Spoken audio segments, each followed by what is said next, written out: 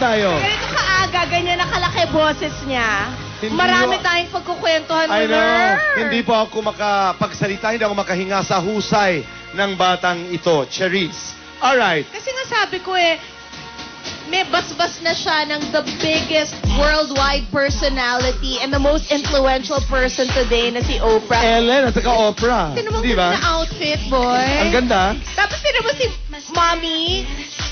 Alika, sandali. May cleavage na si Mommy. Mommy, pakita mo. Oh, di ba? Nakakatuwa. What fame can do. Nakakatuwa. We're very happy for you. You're so blessed. Thank you po. Pero buong umaga, Cherise, ay makakasama ka namin. Isang malaking karangalan after Oprah and Ellen dito naman sa Boy and Wait, Chris. sandali. I have, her new hair. Kasi pati Mommy ko sinabi, uy, how nice the bangs.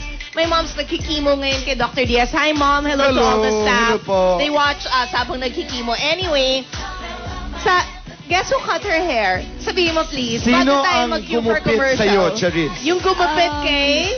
Si Mariah Carey po. Ay, taray! Ano Yung po, bale, si Mariah Carey, Bill Clinton, Bon Jovi. Bill Clinton! Bon Jovi! Oh my Wow! God!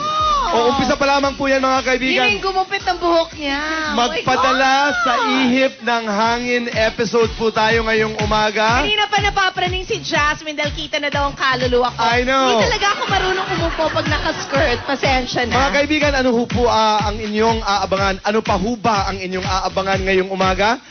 Kasama natin si Cherise. Panoorin po natin ito.